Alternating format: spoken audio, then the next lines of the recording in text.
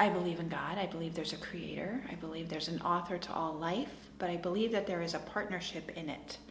I believe in Jesus. I've had the humble honor of having some visitation with him, but I also see validity in many different denominations and beliefs across the world.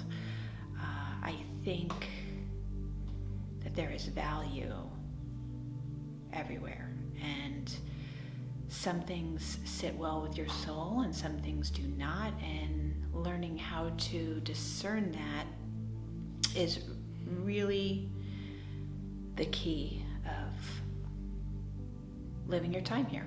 Eventually we went to the Methodist church because there was like a little hiccup of my father being left-handed and he received the wrong way.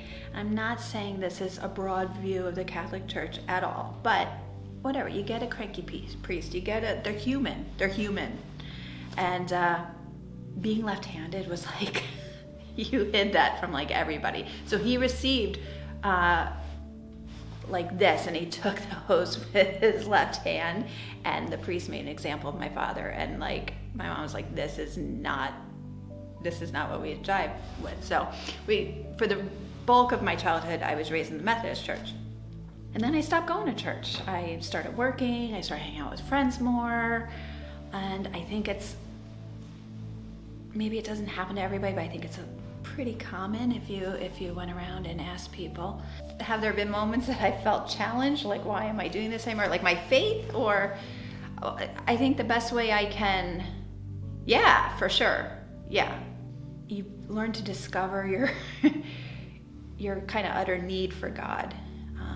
He was always with me. I still prayed. I still talked to him. I wasn't attending a church. There were things I wanted to do in my life, and I didn't want his input, and I was, frustrated for not having the answers and frustrated at the bumps along the way. I had my oldest two children, Evan and Belle, and at one point I was driving, and I remember the stoplight I was at, and from the back seat of the Jeep I heard, "Mommy, who's Jesus?" And I started, like, my heart just sank, because I really hadn't shared that with them, and they were probably like 3-4 years old, I would say. And I was just so convicted of not sharing, because even though I didn't go to church, it was still the most important person in my life, and I got reminded through that sweet little child's voice, whichever one it was.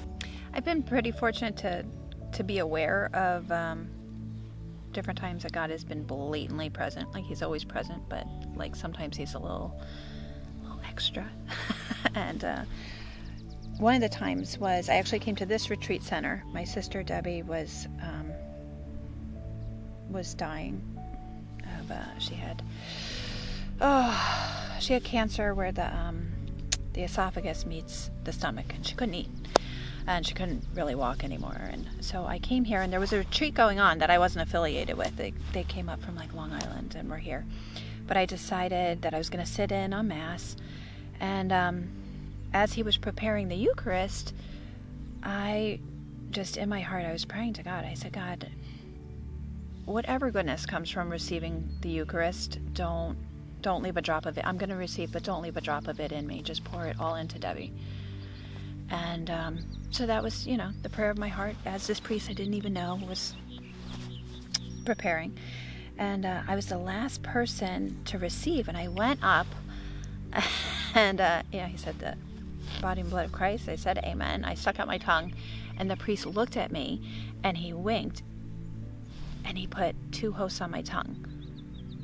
And I just started sobbing right there. I felt the double crunch, and I was like, oh my gosh.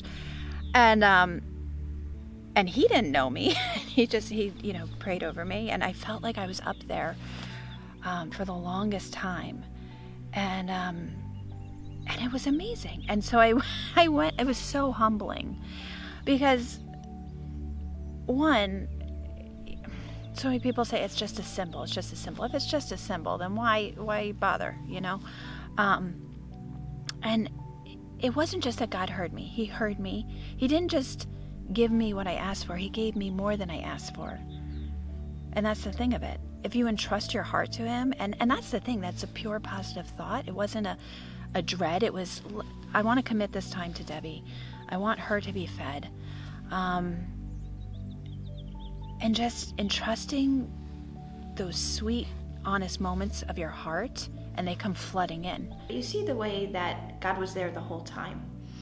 Eventually, when we moved up here, we've been here 10 years, maybe working on 11, and my mom had returned to the Catholic Church. And so I decided to start going, and that was a hurdle for me because, you know, it was very different. There's a lot of ritual, which you can see the sanctity of it, you can feel the holiness of it, but it doesn't always make sense. And there's a lot of humility. And where I was coming from a place of really knowing Jesus and feeling like, how could I know even more about him? And then for me to I felt like I was kind of stepping into this box where reverence wasn't the word that I was feeling. It was more like hushed joy. But it was perspective, and I had to find who I was within it and whether I wanted to stay within it and let this work on me. And it did, you know, and not because I felt like I had to. It was like, you know, Jesus says, come and see. So I came and saw. And but through any church that I ever went to, ever visited, any retreat I went on, even friends that would go to synagogue, there was never a place that I went that God wasn't, because he's always with me. So I never stepped into a place that was like, oh, well, God is not in this church. Never, ever. So I don't think any one denomination has it all figured out. But you have to take all the different pieces of the road that you're on and say, I'm willing to be blessed. I'm willing to learn more about you. I'm willing to humble myself before you and be taught. Not necessarily by a person. There's certainly value to the Bible, but also developing that relationship, allowing the relationship. It's not something that you necessarily have to sit down and study and take notes. If you want to, you do that. But it's about listening and finding your inner tempo and learning God's voice, because it's going to be different for everyone.